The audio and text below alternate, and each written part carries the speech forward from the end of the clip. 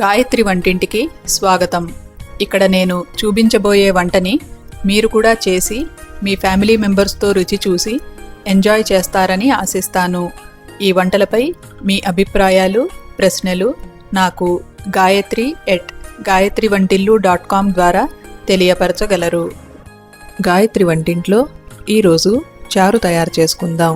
ఈ చారు తయారు చేసుకునే ముందు దీంట్లోకి ఉపయోగించే చారు పొడిని తయారు చేసుకోవాలి.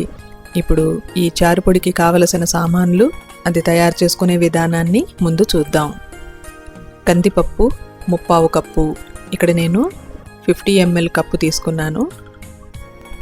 అదే కప్పుతో 1 కప్పు ధనియాలు, మెంతులు 1/2 టీ స్పూను, మిరియాలు 1 టీ స్పూను,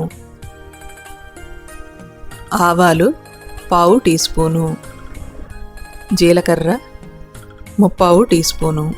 ఇప్పుడు ఈ చారు పొడి తయారు చేసుకునే విధానాన్ని తెలుసుకుందాం. ముందుగా కందిపప్పుని ఒక పేపర్ ప్లేట్ మీదకి వేసుకుని దాన్ని మైక్రోవేవ్ ఓవెన్లో పెట్టుకుని మైక్రోవేవ్ హై చేయండి 30 సెకండ్ల పాటు. ఆ తర్వాత ఆ కందిపప్పుకి మెంతులు, ధనియాలు, మిరియాలు, జీలకర్ర, అలాగే ఆవాలు ఇవన్నీ వేసి ఒకసారి స్పూన్తో కలిపి వీటిని మైక్రోవేవ్ హై చేయండి 30 సెకండ్ల పాటు. ఆ తర్వాత ఒకసారి స్పూన్తో కలిపి మళ్ళీ మైక్రోవేవ్ హై చేయండి 30 సెకండ్ల పాటు. ఈ పాటికి అవన్నీను చక్కగా రోస్ట్ అయి ఉంటాయి. వాటిని కొద్దిగా చల్లారనిచ్చి ఒక మిక్సీ జార్లోకి తీసుకుని మెత్తగా పౌడర్ చేసుకోండి. పౌడర్ చాలా మెత్తగా ఉండాలన్నమాట. ఎందుకంటే చారు తయారు చేసేటప్పుడు ఈ పౌడర్ వేస్తే అది తుక్కల్లే కిందకి చేరకూడదనమాట. నీళ్ళల్లో కలిసిపోయి మంచి రుచి రావాలి. అందుకని వీటిని మెత్తగా పౌడర్ చేసుకోండి. ఇలా తయారు చేసుకున్న చారు పొడిని ఒక ఎయిర్ టైట్ బాటిల్లో పెట్టుకుంటే ఎప్పుడు కావాలంటే అప్పుడు ఈ చారు పొడితో పెట్టుకోవచ్చు అన్నమాట. ఇప్పుడు చారు తయారు చేసే విధానం, ఈ చారుకి కావలసిన సామాన్లు చూద్దాం.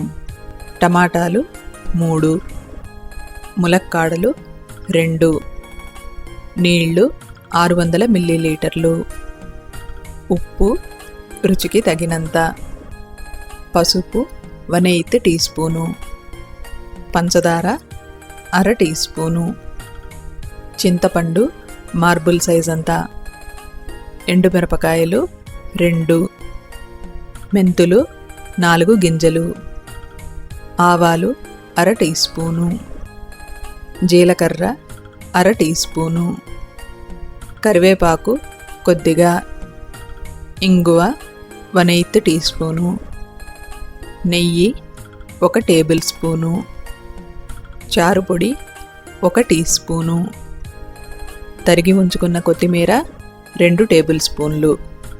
ఇప్పుడు ఈ చారుకి చేసుకునే ప్రిపరేషన్స్ని చూద్దాం. ముందుగా టమాటాలని తీసుకుని శుభ్రంగా కడగండి. ఆ తర్వాత ఒక టమాటాని చిన్న చిన్న ముక్కలుగా కట్ చేసుకుని వాటిని ఒక మైక్రోవేవ్ సేఫ్ బౌల్లో వేసుకుని దాన్ని మైక్రోవేవ్ ఓవెన్లో పెట్టుకుని మైక్రోవేవ్ హై చేయండి 30 సెకండ్ల పాటు. ఆ తర్వాత ఒకసారి స్పూన్తో కలిపి మళ్ళీ మైక్రోవేవ్ హై చేయండి 30 సెకండ్ల పాటు. ఆ తర్వాత తీసి చూస్తే ఈ రకంగా మెత్తగా మ్యాష్ అయిపోయి ఉంటుందన్నమాట. మిగిలిన 2 టమాటాలని క్యూబ్స్ అల్లే తరుక్కుని పెట్టుకోండి. ఇప్పుడు ములక్కాడల్ని తీసుకుని శుభ్రం చేసుకుని వాటిని వేలంత సైజు ముక్కలుగా కట్ చేసుకోండి. ఈ ముక్కలని ఒక మైక్రోవేవ్ సేఫ్ బౌల్లో వేసుకుని కొద్దిగా నీళ్లు పోసి మైక్రోవేవ్ ఓవెన్లో పెట్టి మూత ఏటవాలుగా పెట్టి మైక్రోవేవ్ హై చేయండి 1 నిమిషం పాటు.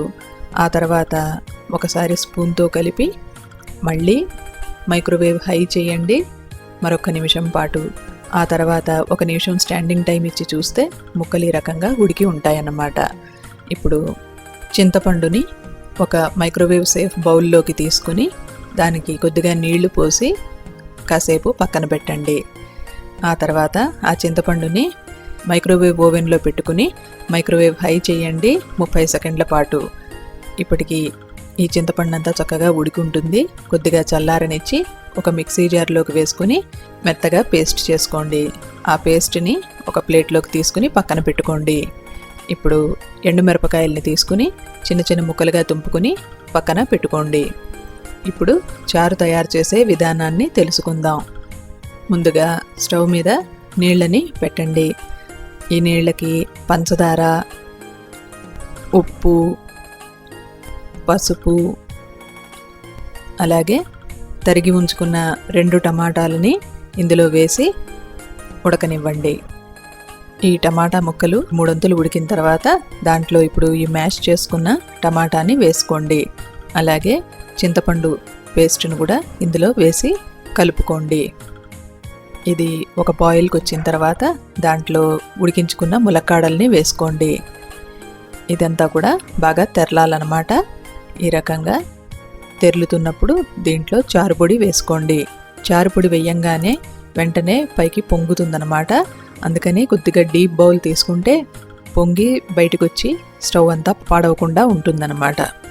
చారుపొడి వేసుకుని కలుపుకొని బాయిల్కి రానివ్వండి. ఇప్పుడు కాసిన మిరియాలు తీసుకుని రోట్లో వేసుకుని దంచండి. అది మనకి కొద్దిగా కోర్స్గా ఉండాలన్నమాట, మెత్తగా అక్కర్లేదు. ఈ రకంగా మిరియాల పొడిని దంచుకుని ఆ మిరియాల పొడిని ఈ మరుగుతున్న చారులో వేస్తే ఒక ఫ్రెష్ టేస్ట్ వస్తుంది. జలుబులు అవి చేసినప్పుడు కూడా ఇది మెడిసినల్లే పనిచేస్తుందన్నమాట. ఇప్పుడు ఈ చారుకు తిరగమూత వేసుకుందాం. ముందుగా స్టవ్ మీద మూకుడు పెట్టండి. దాంట్లో నెయ్యి వేసి కరిగించండి. నెయ్యి కరిగిన తర్వాత ముందుగా మెంతులు వేయండి. ఆ తర్వాత ఆవాలు, జీలకర్ర వేసి ఫ్రై చేసుకోండి. ఈ ఆవాలు, జీలకర్ర బాగా ఫ్రై అయిన తర్వాత దీంట్లో ఎండుమిరపకాయ ముక్కలు, కరివేపాకు వేసి బాగా కలపండి. ఇదంతా కూడా బాగా ఫ్రై అయిన తర్వాత ఇంగువ వేసి ఫ్రై చేసుకోండి. ఎంతో మంచి వాసన వస్తుంది. ఇప్పుడు ఈ వేగిన తిరగమూతని తీసుకెళ్ళి ఈ మరుగుతున్న చారులో వేసుకోండి. వేసి వెంటనే మూత పెట్టేస్తే ఆ తిరగమూత వాసన అంతా ఆ చారుకి పడుతుందన్నమాట. ఒక 2 నిమిషాల తర్వాత ఆ చారుని తీసి ఒక సర్వింగ్ బౌల్లోకి వేసుకోండి. దానిపైన తరిగి ఉంచుకున్న కొత్తిమీరతో గార్నిష్ చేసుకుంటే చారు రెడీ అయిందన్నమాట. 2 టమాటాలని ముక్కలు చేసి వేసాం కదా, తినేటప్పుడు అవి నలుపుకుంటే ఎక్స్ట్రా పులుపు వస్తుందన్నమాట.